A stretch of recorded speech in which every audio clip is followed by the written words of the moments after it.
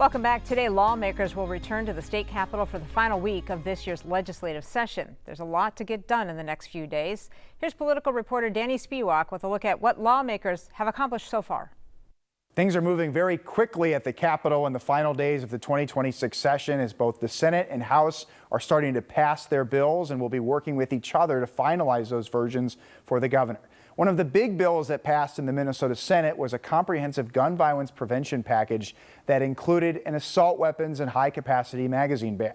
Although this legislation is highly unlikely to pass the tied House of Representatives, it was a key vote, very symbolic for the Minnesota Senate following the Annunciation Church mass shooting in August. And the vote happened after 3 key Democrats in swing districts decided to support the measure. Because I made one thing clear.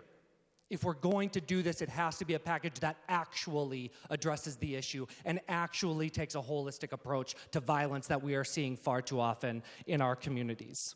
We're also seeing key fraud bills getting close to the finish line. That includes a measure to add more attorneys and investigators to the Attorney General's Medicaid Fraud Control Unit. And maybe the chief fraud bill, the Office of Inspector General, is very close to getting to the governor's desk. The Senate already passed an OIG bill to establish this statewide office that could investigate fraud across all agencies. And now finally, after some starts and stops, the House of Representatives has passed it off the floor. It seems to be one of the net exports of the state of Minnesota that we have fraud everywhere. Well, finally, when you put up your green vote today, and I hope that we see a full green board, because a red vote on this bill says that you would like to continue the status quo. So we're now entering the final full week of the 2026 legislative session, and there is a lot of unfinished business. Lawmakers still need to figure out how to tackle the struggling HCMC, as there are various proposals to help that. Hennepin Healthcare and Hennepin County Medical Center, which we know could potentially close this summer without state help. There's also a bonding bill that would be millions and millions of dollars for infrastructure across the state that lawmakers want to get done. They have to finish by the end of Sunday, May 17th, although May 18th is technically the last day of the session. Right now, there appears to be some beef between 2 hot chicken franchises in the metro. A massive billboard is at the center of it all. Kent Erdahl has a closer look at what the cluck. 6 years after the Nashville Coop food truck helped introduce hot chicken to the Twin Cities masses, it's become a hot commodity. And outside one of the 4 Coop restaurants the chain's added in recent years, a national competitor, Dave's Hot Chicken, just turned up the heat, leasing up the nearest billboard to promote its newest location. I was like, wow, that's kind of bold. Spicy. Yeah, that's spicy, right, yeah. This one has a couple drinks with it. Just give me 1 second. Scott Olson has managed the Richfield location since it opened 2 years ago, but he left it to the owners to fire back. Dave's Hot Chicken, now open? That's crazy.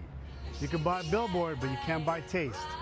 We're Nashville Coop, locally owned and actually seasoned. When a billion-dollar chain spends thousands on a giant billboard right over our roof, we just want to say thanks for the giant arrow pointing straight to our door. Dave's Hot Chicken has certainly taken over the country after starting in California a few years ago, but the Minnesota franchises are owned locally by the Humphreys family, including former NBA player Chris Humphreys and his cousin Alex, who sent a statement to us today saying the sign had nothing to do with who was in the building. The billboard was simply about visibility, he said. It's a high-traffic corridor and the most strategic and economical option that was available to us. Nothing beyond that. I don't mind because it's actually brought us in quite a bit of business. In fact, Scott says some customers tell him they came in direct response Here you go. to the billboard. I'll bring it out when it's ready. Thank you. And they're supporting local and, you know, they like the small business, so it's been good for us. But he says they also seem to be benefiting a little more indirectly. It makes them notice us. People are seeing the sign and then they're seeing us right next to it. Then they're coming in here. Just jumped out at you. That's the case for friends Tori Stahl and Brian Parks. I had Minnesota nice. The first-time customers were drawn in by the billboard, but didn't realize it was for a different restaurant. So we seen it, but we didn't read it.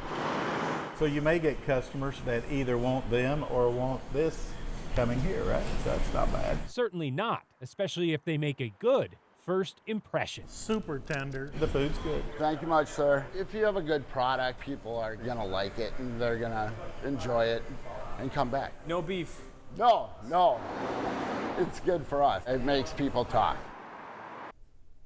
Another hot chicken chain called Hangry Joe's recently left the Twin Cities, but these two are still growing. Dave's Hot Chicken will add another 4 locations this year, and Nashville Coop will soon open a 5th spot here in the Twin Cities. A big milestone for Wild teammates and brothers Nick and Marcus Foligno. Just yesterday, the two announced they reached their goal of collecting more than $200,000 for a breast cancer research grant at the Minnesota Masonic Cancer Center. The Foligno brothers started this mission in honor of their mother Janice, who died from breast cancer. Their effort turned into a friendly rivalry to raise money whenever the Wild and Nick's former team, the Chicago Blackhawks, would face off.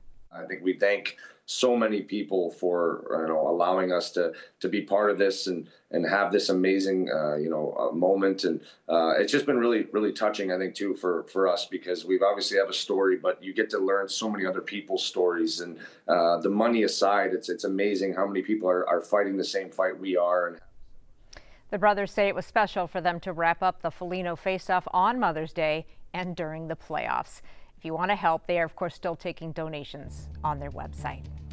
Good for them. Stick with us. More news and weather coming up after the break.